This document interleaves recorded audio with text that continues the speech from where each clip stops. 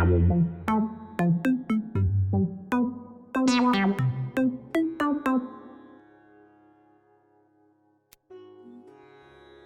Mister Shyamnath के घर chief की दावत थी। श्यामनाथ और उनकी पत्नी को पसीना पोंछने की फुर्सत न थी। पत्नी ड्रेसिंग गाउन पहने, उलझे हुए बालों का जूड़ा बनाए, मुंह पर फैली हुई सुर्खी और पाउडर को मले, और मिस्टर श्यामनाथ सिगरेट पर सिगरेट फूंकते हुए चीज़ों की फहरिस्त हाथ में थामे एक कमरे से दूसरे कमरे में आ जा रहे थे। आखिर 5 बजते बजते तैयारी मुकम्मल होने लगी। कुर्सियाँ, मेज, तिपाइयाँ, नैपकिन, फूल सब बरामदे में पहुंच गए। ड्रिंक का इंतज़ाम बैठक में कर दिया गया।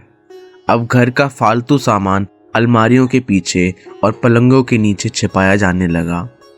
तभी श्यामनाथ के सामने सहसा एक अड़चन खड़ी हो गई। माँ का क्या होगा? इस बात की ओर न उनका और न उनकी कुशल गृहिणी का ध्यान गया था। मिस्टर श्यामनाथ श्रीमती की ओर घूमकर अंग्रेजी में बोले, माँ का क्या होगा? श्रीमती काम करते करते ठहर गई और थोड़ी देर तक सोचने के बाद बोली, इन्हें पिछवाड़े इनकी सहेली के घर भेज दो। रात भर बेशक वहीं रहें, कल आ जाएं। श्यामनाथ सिगरेट मुंह में रखे सिकुड़ी आंखों से श्रीमती के चेहरे की ओर देखते हुए पल भर सोचते रहे। फिर सिर हिलाकर बोले, नहीं, मैं नहीं चाहता कि उस बुढ़िया का आना जाना यहाँ फिर शुरू हो। पहले ही बड़ी मुश्किल से बंद किया था। माँ से कहें कि जल्दी ही खाना खा के शाम को ही अपनी कोठरी में चली जाए। मेहमान कहीं 8 बजे आएंगे, इससे पहले ही अपने काम से निपट लें। सुझाव ठीक था, दोनों को पसंद आया, मगर फिर सहसा श्रीमती बोल उठी। जो वह सो गई और नींद में खर्राटे लेने लगी तो साथ ही तो बरामदा है जहां लोग खाना खाएंगे, तो इन्हें कह देंगे कि अंदर से दरवाज़ा बंद कर लें, मैं बाहर से ताला लगा दूंगा। या माँ को कह देता हूँ कि अंदर आकर सोए नहीं, बैठी रहें, और क्या। और जो सो गई तो डिनर का क्या मालूम कब तक चले, 11 बजे तक तो तुम ड्रिंक ही करते रहते हो। श्यामनाथ कुछ खींच उठे, हाथ झटकते हुए बोले, अच्छी भली है भाई के पास जा रही थी, तुमने यूं ही खुद अच्छा बनने के लिए बीच में टांग अड़ा दी। वाह, तुम माँ और बेटे की बातों में मैं क्यों बुरी बनूं, तुम जानो और वह जाने। मिस्टर श्यामनाथ चुप रहे। यह मौका बहस का ना था, समस्या का हल ढूंढने का था। उन्होंने घूमकर माँ की कोठरी की ओर देखा। कोठरी का दरवाजा बरामदे में खुलता था। बरामदे की ओर देखते हुए झट से बोले, मैंने सोच लिया है। और उन्हीं कदमों माँ की कोठरी के बाहर जा खड़े हुए। माँ दीवार के साथ एक चौकी पर बैठी, दुपट्टे में मुंह सिर लपेटे माला जप रही थी। सुबह से तैयारी होती देखते हुए माँ का भी दिल धड़क रहा था। बेटे के दफ्तर का बड़ा साहब घर पर आ रहा है, सारा काम सुबीते से चल जाए। माँ, आज तुम खाना जल्दी खा लेना, मेहमान लोग 7:30 बजे आ जाएंगे। माँ ने धीरे से मुंह पर से दुपट्टा हटाया और बेटे को देखते हुए कहा, आज मुझे खाना नहीं खाना है बेटा, तुम तो जानते हो मांस मछली बने तो मैं कुछ नहीं खाती। जैसे भी हो अपने काम से जल्दी निपट लेना। अच्छा बेटा। और माँ, हम लोग पहले बैठक में बैठेंगे, उतनी देर तुम यहाँ बरामदे में बैठना, फिर जब हम यहाँ आ जाएं तो तुम गुसल खाने के रास्ते बैठक में चली जाना। माँ अवाक बेटे का चेहरा देखने लगी, फिर धीरे से बोली, अच्छा बेटा। और माँ, आज जल्दी सो नहीं जाना, तुम्हारे खर्राटों की आवाज़ दूर तक जाती है। माँ लज्जित सी आवाज़ में बोली, क्या करूं बेटा, मेरे बस की बात नहीं है। जब से बीमारी से उठी हूँ, नाक से सांस नहीं ले सकती। मिस्टर श्यामनाथ ने इंतजाम तो कर दिया, फिर भी उनकी उधेड़ बुन खत्म नहीं हुई। जो चीफ अचानक उधर आ निकला तो 8-10 मेहमान होंगे, देसी अफसर, उनकी स्त्रियां होंगी, कोई भी गुसल खाने की तरफ जा सकता है। क्षोभ और क्रोध में वह झुंझलाने लगे। एक कुर्सी को उठाकर बरामदे में कोठरी के बाहर रखते हुए बोले, आओ माँ, इस पर जरा बैठो तो। माँ माला संभालती पल्ला ठीक करती उठी और धीरे से कुर्सी पर आकर बैठ गई। यूं नहीं माँ, टांगे ऊपर चढ़ाकर नहीं बैठते, यह खाट नहीं है। माँ ने टांगे नीचे उतार ली। और खुदा के वास्ते नंगे पाँव नहीं घूमना, न ही वह खड़ाऊ पहनकर सामने आना। किसी दिन तुम्हारी यह खड़ाऊ उठाकर मैं बाहर फेंक दूंगा। माँ चुप रही। कपड़े कौन से पहनोगी माँ? जो है वही पहनूंगी बेटा, जो कहो पहन लो। मिस्टर श्यामनाथ सिगरेट मुंह में रखे फिर अध खुली आंखों से माँ की ओर देखने लगे और माँ के कपड़ों की सोचने लगे। श्यामनाथ हर बात में तरतीब चाहते थे। घर का सब संचालन उनके अपने हाथ में था। खूटियाँ कमरों में कहाँ लगाई जाएं, बिस्तर कहाँ पर बिछे, किस रंग के पर्दे लगाए जाएं, श्रीमती कौन सी साड़ी पहने, मेज किस साइज की हो। श्यामनाथ को चिंता थी कि अगर चीफ का साक्षात माँ से हो गया तो कहीं लज्जित नहीं होना पड़े। माँ को सिर से पांव तक देखते हुए बोले, तुम सफ़ेद कमीज और सफ़ेद सलवार पहन लो। माँ, पहन के आओ तो ज़रा देखूं। माँ धीरे से उठी और अपनी कोठरी में कपड़े पहनने चली गई। यह माँ का झमेला ही रहेगा। उन्होंने फिर अंग्रेजी में अपनी स्त्री से कहा, कोई ढंग की बात हो तो भी कोई कहे, अगर कहीं कोई उल्टी सीधी बात हो गई, चीफ को बुरा लगा तो सारा मज़ा जाता रहेगा। माँ सफ़ेद कमीज और सफ़ेद सलवार पहनकर बाहर निकली। छोटा सा कद, सफ़ेद कपड़ों में लिपटा छोटा सा सूखा हुआ शरीर, धुंधली आंख, केवल सिर के आधे झड़े हुए बाल पल्ले की ओट में छिप पाए थे। पहले से कुछ ही कम कुरूप नजर आ रही थी। चलो ठीक है, कोई चूड़ियाँ वूड़ियाँ हो तो वह भी पहन लो, कोई हर्ज नहीं। चूड़ियाँ कहाँ से लाऊं बेटा? तुम तो जानते हो सब जेवर तुम्हारी पढ़ाई में बिक गए। यह वाक्य श्यामनाथ को तीर की तरह लगा। तिनक कर बोले, यह कौन सा राग छेड़ दिया? सीधा कह दो नहीं है जेवर, बस। इससे पढ़ाई वढ़ाई का क्या ताल्लुक है? जो जेवर बिका तो कुछ बन कर ही आया हूं, निरा लंडूरा तो नहीं लौट आया। जितना दिया था उससे दुगना ले लेना। मेरी जीभ जल जाए बेटा, तुमसे जेवर लूंगी। मेरे मुंह से यूं ही निकल गया, जो होते तो लाख बार पहनती। 5:30 बज चुके थे। अभी मिस्टर श्यामनाथ को खुद भी नहा धोकर तैयार होना था। श्रीमती कब की अपने कमरे में जा चुकी थी। श्यामनाथ जाते हुए एक बार फिर माँ को हिदायत करते गए, माँ, रोज की तरह गुमसुम बन के नहीं बैठी रहना। अगर साहब इधर आ निकले और कोई बात पूछे तो ठीक तरह से बात का जवाब देना। मैं ना पढ़ी ना लिखी बेटा, मैं क्या बात करूंगी? तुम कह देना माँ अनपढ़ है, कुछ जानती समझती नहीं, वह नहीं पूछे। 7 बजते बजते माँ का दिल धक धक करने लगा। अगर चीफ सामने आ गया और उसने कुछ पूछा तो वह क्या जवाब देंगी? अंग्रेज को तो दूर से ही देखकर घबरा उठती थी। यह तो अमरीकी है, ना मालूम क्या पूछे। मैं क्या कहूँगी? माँ का जी चाहा कि चुपचाप पिछवाड़े विधवा सहेली के घर चली जाए, मगर बेटे के हुक्म को कैसे टाल सकती थी। चुपचाप कुर्सी पर से टांगे लटकाए वहीं बैठी रही। एक कामयाब पार्टी वह है जिसमें ड्रिंक कामयाबी से चल जाए। श्यामनाथ की पार्टी सफलता के शिखर चूमने लगी। वार्तालाप उसी रो में बह रहा था जिस रो में गिलास भरे जा रहे थे। कहीं कोई रुकावट ना थी, कोई अड़चन ना थी। साहब को विस्की पसंद आई थी, मेम साहब को पर्दे पसंद आए थे, सोफा कवर का डिजाइन पसंद आया, कमरे की सजावट पसंद आई थी। इससे बढ़कर क्या चाहिए? साहब तो ड्रिंक के दूसरे दौर में ही चुटकुले और कहानियां कहने लग गए थे। दफ्तर में जितना रोब रखते थे, यहाँ पर उतने ही दोस्त परवर हो रहे थे। उनकी स्त्री काला गाउन पहने, गले में सफेद मोतियों का हार, सेंट और पाउडर की महक से ओत प्रोत कमरे में बैठी सभी देसी स्त्रियों की आराधना का केंद्र बनी हुई थी। बात बात पर हंसती, बात बात पर सिर हिलाती और श्यामनाथ की स्त्री से तो ऐसे बातें कर रही थी जैसे उनकी पुरानी सहेली हो। और इसी रो में पीते पिलाते 10:30 बज गए। वक्त गुजरते पता ही न चला। आखिर सब लोग अपने अपने गिलासों में से आखिरी घूंट पीकर खाना खाने के लिए उठे और बैठक से बाहर निकले। आगे आगे शामनाथ रास्ता दिखाते हुए, पीछे चीफ और दूसरे मेहमान। बरामदे में पहुंचते ही शामनाथ सहसा ठिठक गए। जो दृश्य उन्होंने देखा उससे उनकी टांगें लड़खड़ा गईं और क्षण भर में सारा नशा हिरन होने लगा।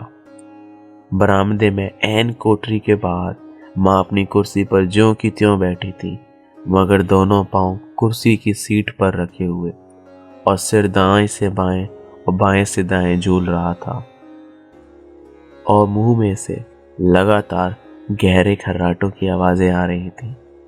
जब सिर कुछ देर के लिए टेढ़ा होकर एक तरफ को थम जाता तो खर्राटे और भी गहरे उठते और फिर जब झटके से नींद टूटती तो सर फिर दाएं से बाएं झूलने लगता। पल्ला सिर पर से खिसक आया था और माँ के झरे हुए बाल आधे गंजे सिर पर अस्त व्यस्त बिखर रहे थे। देखते ही शामनाथ क्रुद्ध हो उठे। जी चाहा कि माँ को धक्का देकर उठा दे और उन्हें कोठरी में धकेल दे, मगर ऐसा करना संभव न था। चीफ और बाकी मेहमान पास खड़े थे। माँ को देखते ही देसी अफसरों की कुछ स्त्रियां हंस दी। इतने में चीफ ने धीरे से कहा, पुअर डियर। माँ हड़बड़ा के उठ बैठी। सामने खड़े इतने लोगों को देखकर ऐसी घबराई कि कुछ कहते ना बना। झट से पल्ला सिर पर रखते हुई खड़ी हो गई और जमीन को देखने लगी।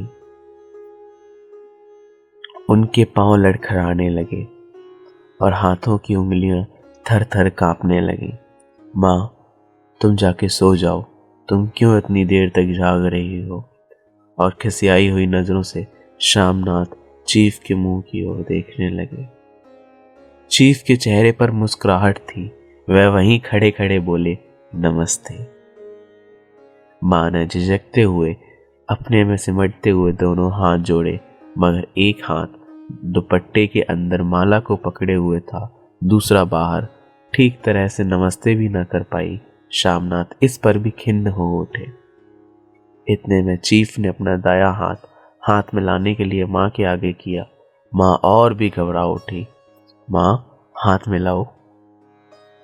पर हाथ कैसे मिलाती? दाएं हाथ में तो माला थी।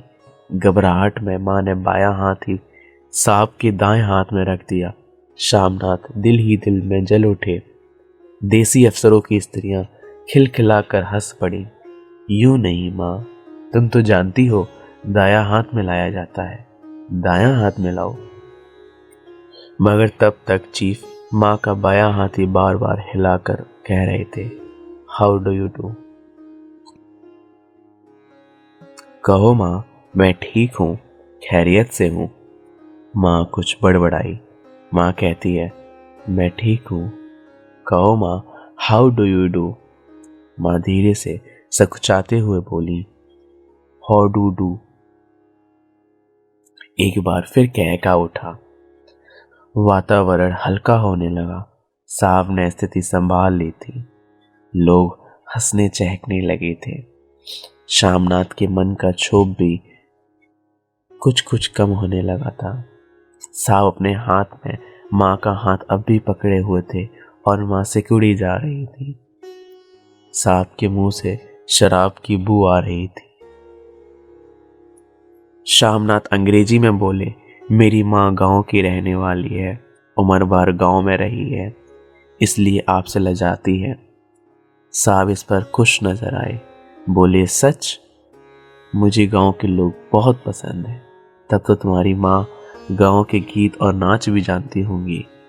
चीफ खुशी से सिर हिलाते हुए माँ को टकटकी बांधे देखने लगे। माँ, साहब कहते हैं कोई गाना सुनाओ, कोई पुराना गीत, तुम्हें तो कितने ही याद होंगे। माँ धीरे से बोली, मैं क्या गाऊंगी बेटा, मैंने कब गाया है? वाह माँ, मेहमान का कहा भी कोई टालता है?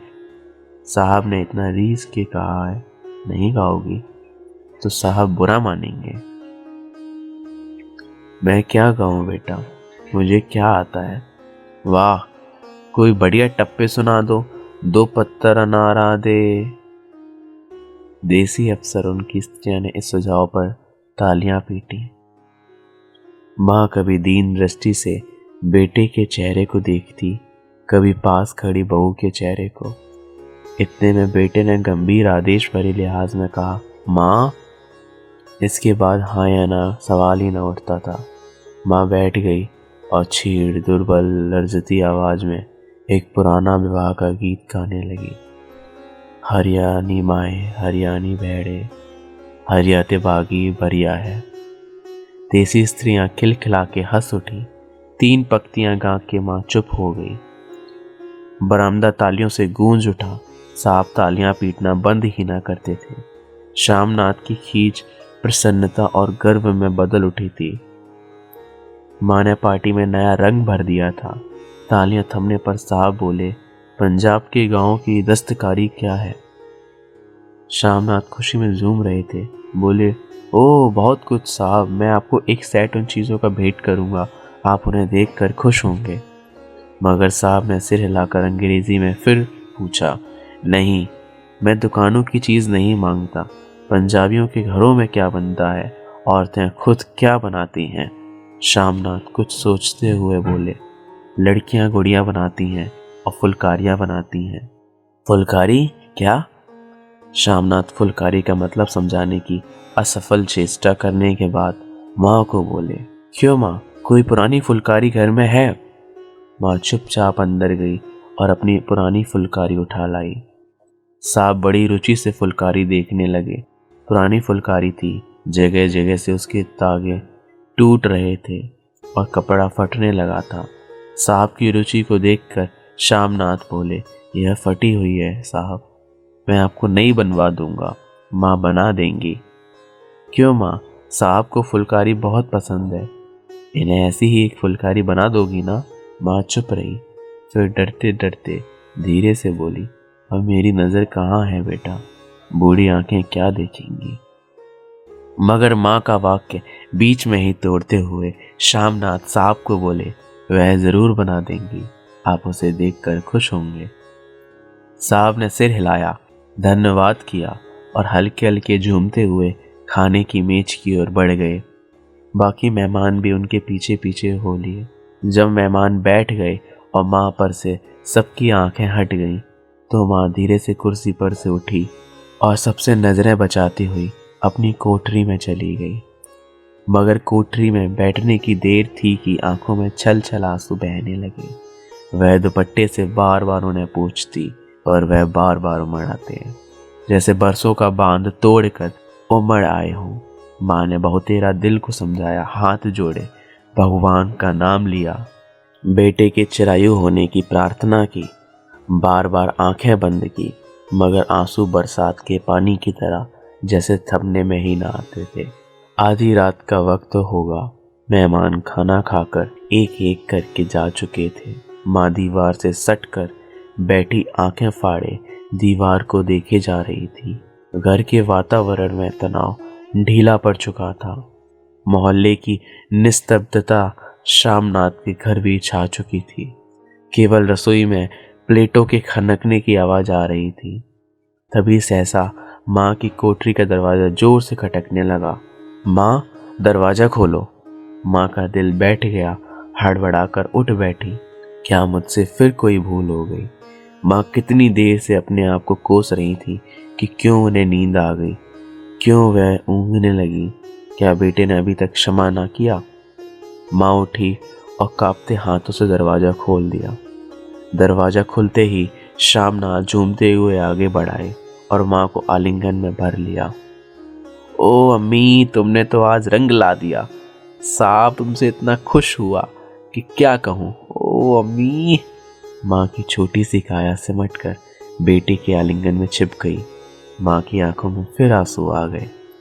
उन्हें पोंछती हुई धीरे से बोली, बेटा तुम मुझे हरिद्वार भेज दो, मैं कब से कह रही हूँ। शामनाथ का झूमना सहसा बंद हो गया और उनकी पेशानी पर फिर तनाव के बल पड़ने लगे। उनकी बाहें माँ के शरीर पर से हट आईं क्या कहा माँ? यह कौन सा राग तुमने फिर छेड़ दिया? शामनाथ का क्रोध बढ़ने लगा था। बोलते गए, तुम मुझे बदनाम करना चाहती हो ताकि दुनिया कहे कि बेटा माँ को अपने पास नहीं रख सकता। नहीं बेटा, अब तुम अपनी बहू के साथ जैसा मन चाहे रहो। मैंने अपना खा पहन लिया। अब यहाँ क्या करूँगी? जो थोड़े दिन जिंदगानी के बाकी हैं, भगवान का नाम लूँगी। तुम मुझे हरिद्वार भेज दो। तुम चली जाओगी तो फुलकारी कौन बनाएगा? साहब से तुम्हारे सामने ही फुलकारी देने का इकरार किया है। मेरी आंखें अब नहीं है बेटा जो फुलकारी बना सकूं। तुम कहीं और से बनवा लो, बनी बनाई ले लो। माँ, तुम मुझे धोखा देके यूं चली जाओगी, मेरा बनता काम बिगाड़ोगी। जानती नहीं साहब खुश होगा तो मुझे तरक्की मिलेगी। माँ चुप हो गई, फिर बेटे के मुंह की ओर देखती हुई बोली, क्या तेरी तरक्की होगी? क्या साहब तेरी तरक्की कर देगा? क्या उसने कुछ कहा है? कहा नहीं, मगर देखती नहीं कितना खुश गया है। कहता था जब तेरी माँ फुलकारी बनाना शुरू करेंगी तो मैं देखने आऊँगा कि कैसे बनाती हैं। जो साहब खुश हो गया तो मुझे इससे बड़ी नौकरी भी मिल सकती है। मैं बड़ा अफसर बन सकता हूँ। माँ के चेहरे का रंग बदलने लगा। धीरे धीरे उनका झुर्रियों भरा मुंह खेलने लगा। आंखों में हल्की हल्की चमक आने लगी। तो तेरी तरक्की होगी बेटा, तरक्की यूं ही हो जाएगी। साहब को खुश रखूंगा तो कुछ करेगा, वरना उसकी खिदमत करने वाले और थोड़े हैं। तो मैं बना दूंगी बेटा, जैसे बन पड़ेगा बना दूंगी। और माँ दिल ही दिल में फिर बेटे के उज्जवल भविष्य की कामनाएं करने लगी। और मिस्टर शामनाथ, अब सो जाओ माँ, कहते हुए तनिक लड़खड़ाते हुए अपने कमरे की ओर घूम गए।